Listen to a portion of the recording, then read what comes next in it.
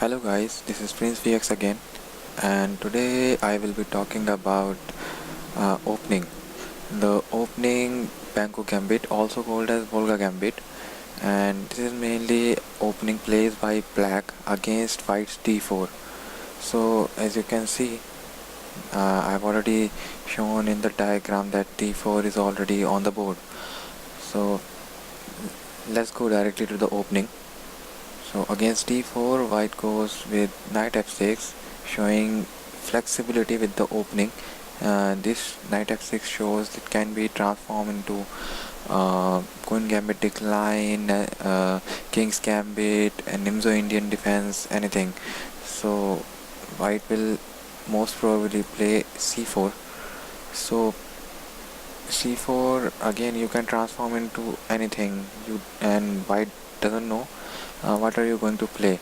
You can surprise him by playing here directly c5. Now this opening is transforming into Benko Gambit, and when here white have two options. He can take the pawn. If he takes the pawn, then white will lose the center, the main central square, which everyone try to occupy in the opening, and you can directly play something like e6, trying to open up diagonal for bishop, and if something tries by that, then you can play knight c6 or something, knight c6 or like this. So here I think black will be having slight advantage. Maybe opening of the black is far better here for if I compare it against white. So let's get back to the main line. Here white will definitely play d5. If you know something about Benko Gambit, he or she definitely will play d5. Now concretely transforming into Benko Gambit, and while you put the b5 pawn, so white will play c cross b5, and while here there are two variations. One is classical and other is modern, which usually plays by top grandmaster these days.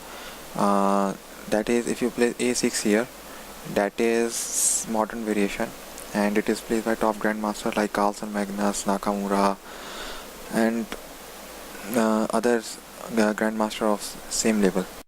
So there are two variations here. One is modern variation, which is mainly played by top grandmaster, and another is classical variation, which is usually plays in classical system, and you can play it to surprise your opponent here in the tournaments.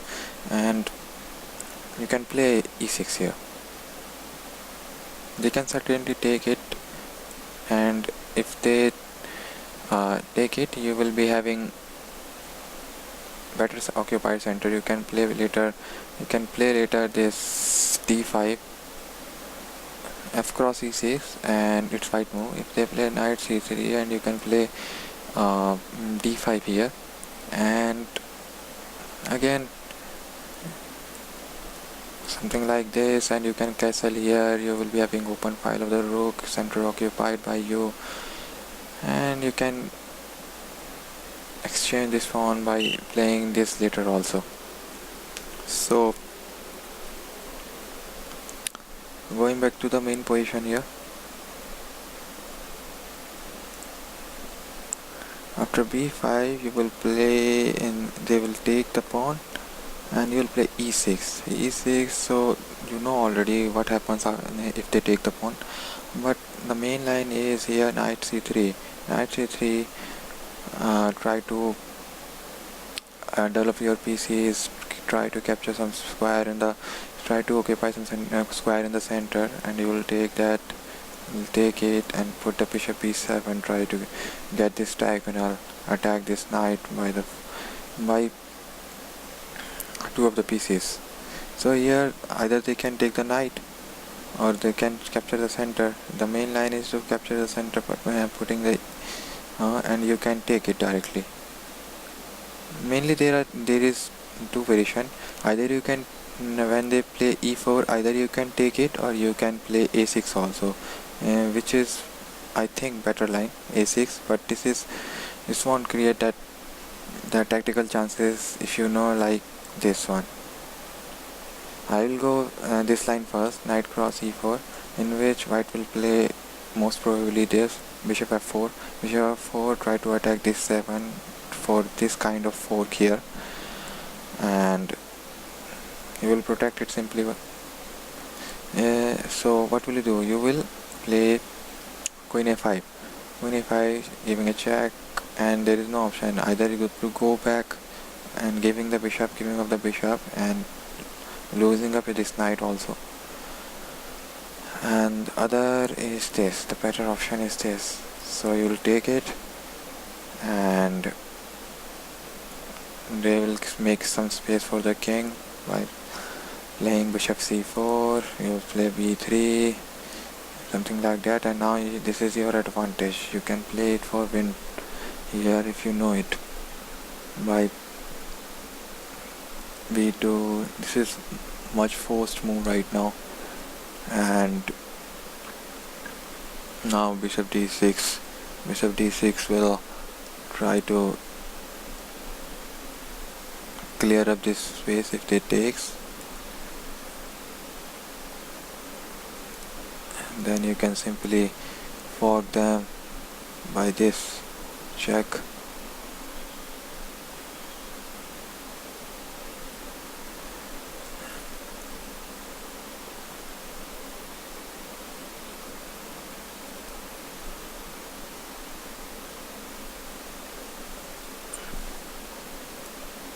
And by putting knight into c,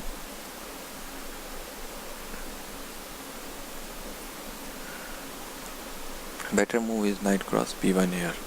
So knight cross b1, and here white can play knight c7 within the plan.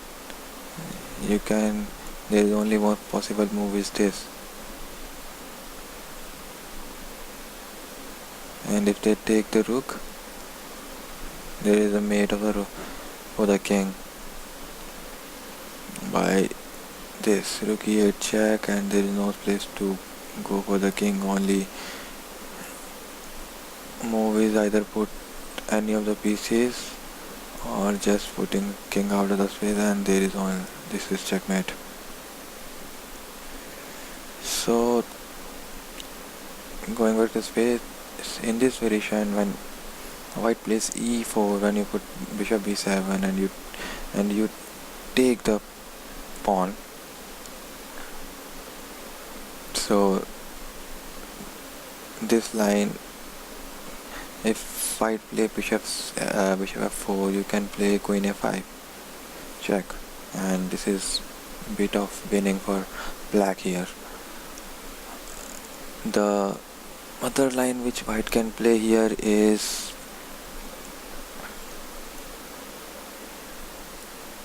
bishop c4, which is better one. Here you have to play correctly because white has slight advantage here, and you should know what are you doing. Here you will play bishop d6 and try to develop and making some space for the castle. White will do the same, will make some space for the castle, and black will go with the same plan. While doing the castle, white will do the castle, and now try to remove this pawn by playing a6. Now knight a6, and all of the pieces are mostly developed. Only queen need to be removed and the rooks will be connected.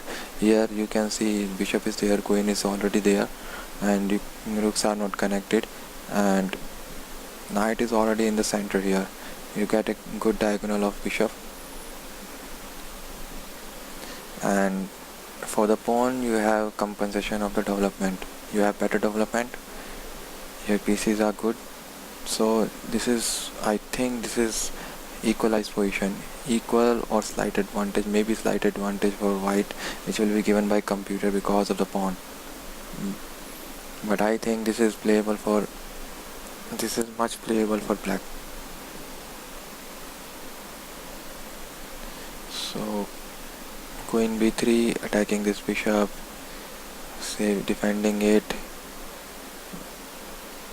trying to attack this knight, taking it back, exchanging it, and your rooks are connected here. Still the bishop is disconnecting these rooks. So you can see the difference here. Saving the bishop, and now attacking here, threatening. You have the x-ray on the queen, but still it's a mating threat. You have to save it. And now this is a bit equal position for both of the black and white. So going back to the position, a6, the main line is here, bishop c4. This is a blunder, a clear blunder. If they do that, you should punish it by this diagonal. Take the knight, and there go, boom, check, and you won the bishop. So this is the classical line. You can play this line like this. And then in the next video I will be showing what if we play a6 after e4. This line is much concrete line for black, and there is no threat. This was with a sharp line. You will be getting sharp changes in the position, unbalanced position, and which can be go either way, either for white or either for black.